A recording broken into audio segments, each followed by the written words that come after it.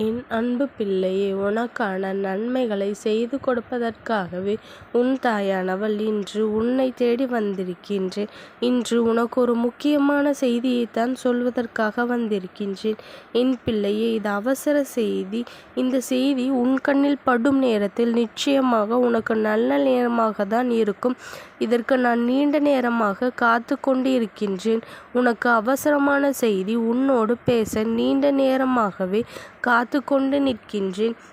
நான் உன் எல்லையில் நின்று உனக்கு இன்று அதிசக்தி வாய்ந்த வாக்கினை தர வந்திருக்கின்றேன்.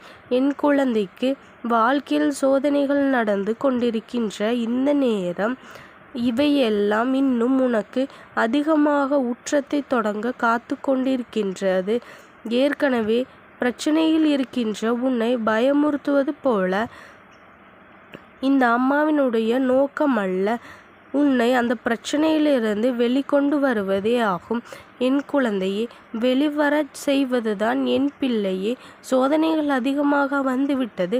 இந்த காலத்தில் இதிலிருந்து எப்படி வெளிவருவது என்று தெரியாமல் அந்த சோதனையின் உச்சத்தை தொடுகின்ற கட்டத்தில் இந்த அம்மாவினுடைய வாக்கு உனக்கு கிடைக்கின்றது என்றால் நிச்சயமாக இதிலிருந்து உனக்கான விடிவு காலத்தை உன் அம்மா நான் கொடுக்கப் போகின்றேன் என்று அர்த்தம் அல்லவா என் குழந்தையே?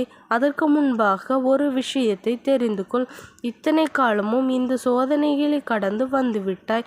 இப்பொழுது உச்சநிலை அடைகின்றது என்றால் இந்த பிரச்சனைகளில் இருந்து உனக்கான விடிவு காலம் பிறக்கப் போகின்றது என்று அர்த்தம்.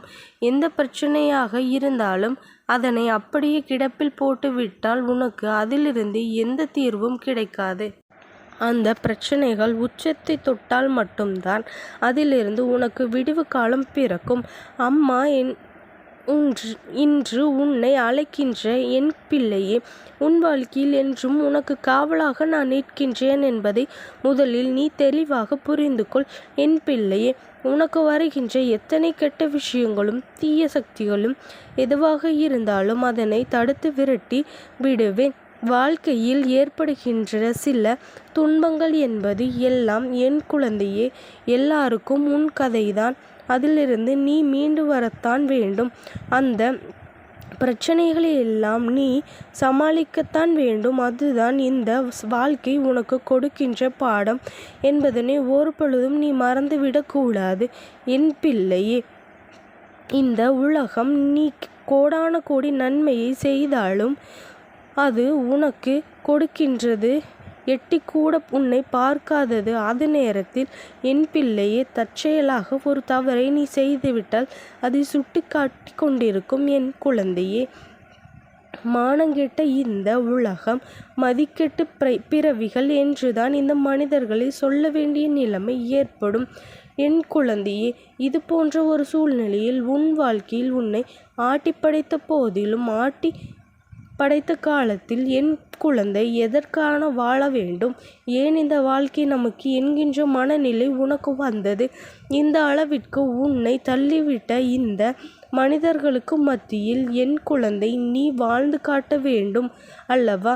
இந்த தாயானவள் உன்னை தேடி வருகின்ற நேரமெல்லாம் உனக்கு ஏற்படுகின்ற ஒரு புதிய உத்வேகமானது உன்னை வாழ்க்கையிலிருந்து நிச்சயமாக நல்ல நிலைமைக்கு கொண்டு சேர்க்கப் போகின்றது. ஏதோ நாம் தாயானவளை கண்டுவிட்டோம், வாக்கினை கேட்டு விடுவோம் என்றெல்லாம் நீ இருக்கக்கூடாது என் குழந்தையே. என் வாக்கினை கேட்கின்ற பிள்ளைகள் வாழ்க்கையில் நினைக்கின்ற அத்தனை விஷயங்களையும் அடைவதற்கான முயற்சியில் முழுமையாக இறங்கிவிட வேண்டும். உன் அம்மா உன்னை பாதுகாத்து கொண்டிருக்கின்றேன். என்ன செய்து கொண்டிருக்கின்றாய், எப்படி வாழ்க்கையில் அடுத்த கட்டத்தை நோக்கி நகர்ந்து கொண்டிருக்கின்றாய் என்று தேங்கி இருக்க வேண்டிய இடத்தில் உன்னை வைக்கத்தான் முயற்சிகள் நடக்கின்றது. ஆனால் நான் ஒரு பொழுதும் தேங்கிவிட மாட்டேன். என் முயற்சிகள் உன் வாழ்க்கையில் எல்லாவற்றையும் நான் அடைந்தே தீருவேன் என்று, எல்லாவற்றிற்கும் அடைந்துவிட்டதான் பின்னோக்கி பார்ப்பேன் என்று, நான் திரும்பி பார்ப்பேன் என்கின்ற மனநிலையோடு என் பிள்ளை நீ எப்பொழுதுமே இருந்து கொண்டிருக்க வேண்டும். என் குழந்தையை, நீ மற்ற விஷயங்களை பற்றியெல்லாம் கவலைப்படாதே. உன் வாழ்க்கையில் உனக்கு என்ன வேண்டும், அதை அடைவதற்கு என்ன செய்ய வேண்டும் என்பதை மட்டும்தான் நீ யோசிக்க வேண்டும். உன்னுடைய முழுநேர சிந்தனையாக இருக்க வேண்டும். உன்னுடைய கவனத்தை மற்ற பக்கங்களை எல்லாம் சிதறவிட்டால் வாழ்க்கையும் உன்னை சிதறடித்து விடும் என்பதை மறந்து விடாதே. எந்த தீய சக்திகளும் உன்னை நெருங்காமல், எந்த ஒரு கெட்ட விஷயங்களும் உனக்கு அதிகப்படியான சோதனைகளை ஏற்படுத்தி விடாமல், உன் தாயானவள் நான் அதனை தடுத்து நிறுத்துவேன். நான் இருக்கும் வரை அதை பற்றிய கவலை உனக்கு தேவையே கிடையாது. என் பிள்ளையே, உனக்கு காவலாக, உன் வாழ்க்கையில் உனக்கு உறுதுணையாக என்றுமே நான் பின்தொடர்ந்து வந்து கொண்டிருக்கின்றேன்.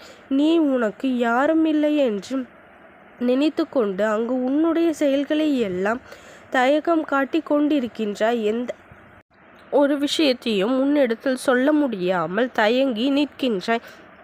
கடைசியில் என்ன சொல்லிவிடுகின்றாய்? எனக்கு இந்த வாழ்க்கையை போதும், என்னை கூட்டிக் கொண்டு சென்றுவிடு என்று என்னிடத்திலேயே சொல்கின்றாய். என் குழந்தையே, இந்த அம்மாவினை காவல் தெய்வமாக, குலசாமியாக நிற்க வைத்துவிட்டு என் குழந்தை நீ வாழ்க்கையை முடித்து கொண்டால் அதில் இந்த அம்மாவிற்கு சந்தோஷம் ஏற்படும் என்று நீ நினைக்கின்றாயா? உன் அம்மாவிற்கு ஒரு நாளும் மனவருத்தத்தை கொடுக்க நீ முயற்சி செய்யாது. என்றும் உன் குழந்தைகள் நல்லபடியாக வாழ வேண்டும். இந்த வாழ்க்கையை நீ வாழ்ந்து காட்ட வேண்டும். யார் உன்னை வீழ்த்திவிட வேண்டும் என்று நினைத்தார்களோ அவர்கள் முன்னிலையில் நிமிர்ந்து நின்று காட்ட வேண்டும். என்னால் வாழ முடியும் என்று வாழ்ந்து காட்ட முடிகின்ற என் தைரியத்தோடு மட்டும் நீ கொண்டு வர வேண்டும். என் குழந்தையே, நீ இந்த அம்மாவினுடைய குழந்தையாக இருக்கும் பொழுது இந்த தாயானவள் சொல்கின்ற வாக்கினை கேட்டு அதன்படி உன் வாழ்க்கையில் உனக்கானதை நீ பெற்றுக்கொள்ளத்தான் போகின்றாய். நீ ஓடோடி செல்ல வேண்டுமே தவிர ஒரு பொழுதும் அடியும் பின்வாங்கியும் விடக்கூடாது. தோல்விகள் எல்லாம் உனக்கு வெற்றியை கொடுக்கத்தான் வருகின்றது. அதற்கான வழியை அதுதான் காண்பித்து கொடுக்கப் போகின்றது என்பதனை நீ புரிந்து நடந்து கொண்டாலே போதும். எல்லா நேரமும் வாழ்க்கையில் வருவது பிரச்சனைகளை என்று சொல்லாமல் எனக்கு ஒரு சவால் இருக்கின்றது, இந்த சவாலை நான் வென்று காட்ட வேண்டும் என்கின்ற எண்ணம் உனக்குள்ளே இருக்க வேண்டும். அந்த எண்ணம் மட்டுமே உனக்குள் வந்துவிட்டால் போதும். இந்த தாயானவள் நான் உன்னோடு துணையாக நின்று அதனை பெற்று கொடுப்பேன். உன்னுடைய நேர்மறை சிந்தனைகளை, நீ நினைக்கின்ற ஒவ்வொரு விஷயங்களும் என்னை உன்னருகில் அழைத்து சொல்லும், உன் அருகில் கொண்டு வரும் என்பதனை நீ மறந்து விடாதே. எதிர்மறை சிந்தனைகளை வாழ்க்கையில் உனக்கு எதையும் கொடுத்து விடாதே என்பதனை புரிந்து கொள். தெய்வத்தையே உனக்கு நீ சாதகமாக்கி இருக்கின்றாய். என் குழந்தையே, நீ எதையும் நினைத்து கவலைப்படாதே. இந்த தாயானவளினுடைய அன்பும் ஆசீர்வாதமும் உனக்கு என்றைக்கும் முழுமையாக கிடைத்து கொண்டே இருக்கும். ஓம் சக்தி போற்றி, ஓம் ஆதிபராசக்தி போற்றி போற்றி.